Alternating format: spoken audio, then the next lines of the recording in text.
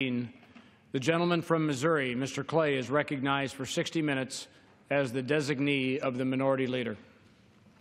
Mr. Speaker, I ask unanimous consent that all members have 5 legislative days to revise and extend their remarks and include extraneous material on the subject of my special order. No objection. Mr. Speaker, 10 months ago, I was pleased to welcome David Pulfus, a very talented young constituent of mine from St. Louis, to the U.S. Capitol complex as we unveiled his painting entitled Untitled Number 1, which you see here tonight. David's work was the unanimous first place winner in the annual Congressional Art Competition in Missouri's 1st Congressional District. And I have been pleased to sponsor this competition in St. Louis for the last 16 years without interruption and incident. For those of you who may not know, many other members of Congress conduct this contest in their district as well. In fact, this painting was one of more than 400 student entries from across the nation that were reviewed, accepted, and approved last June for public display in the Cannon Tunnel. By the architect of the Capitol, members of Congress do not select the artists. We do not approve or disapprove of any of the artistic concepts, and we have no role in judging the competition. We simply provide a public forum for the most talented young artists in our districts to display their winning artwork in the U.S. Capitol complex.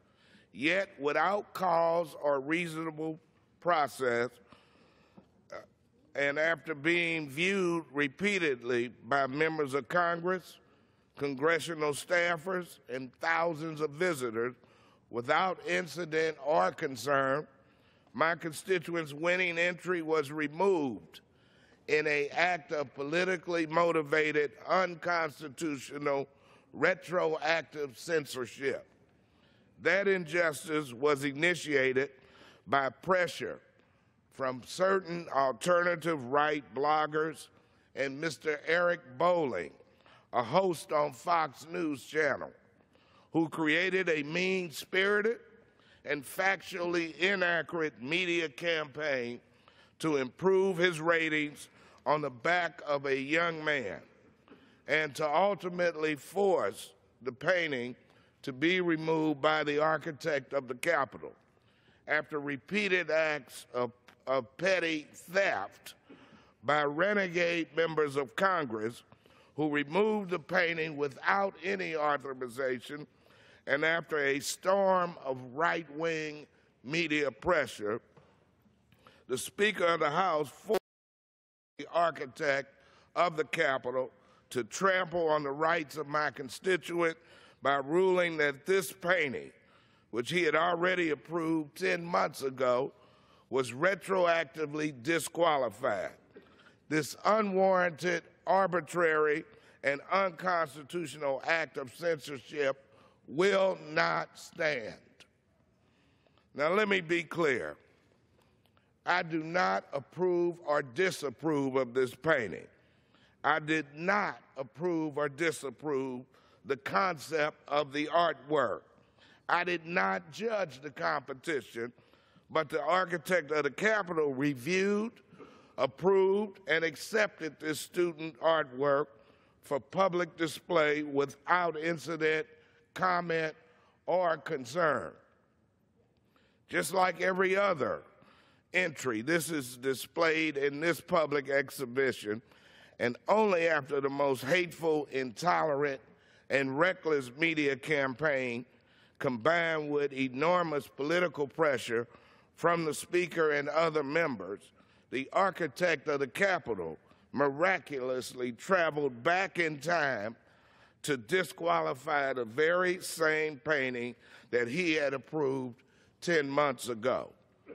Perhaps we should advise the National Academy of Sciences of the architect of the Capitol's newfound ability to bend the space-time continuum in order to retroactively respond to the most extreme voices in the majority, so that they could more easily suppress the rights of my young constituent.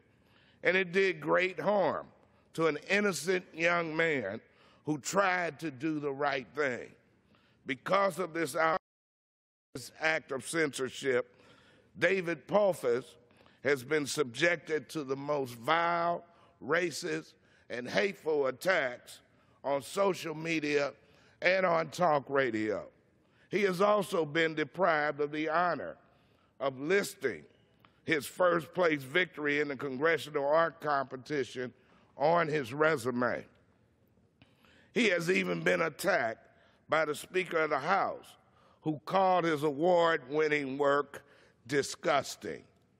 So on top of depriving David of his First Amendment rights, the majority and the architect of the Capitol have placed a terrible personal burden on this bright, talented young man. David does not deserve that. That's wrong, that's totally unacceptable, and the Speaker and the architect of the Capitol should be ashamed of themselves. This shameful decision also sent a chilling message to young Americans. It told young Americans that their views are not valued, their voices are not respected, their creativity and passions are not welcome. And that, sadly, here in the People's House, their First Amendment rights are no longer protected. That's a terrible precedent to set for future generations who look to us to defend their freedoms.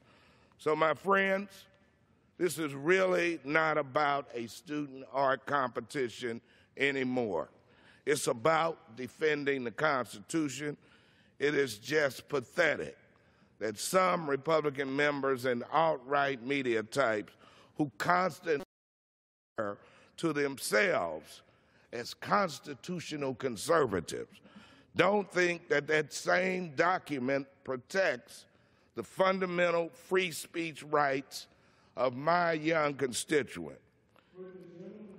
In a minute. You can be certain that I will fight to defend this young man's right to express himself, because his artwork is true for him, and he is entitled to that protection under the law. I yield to my friend.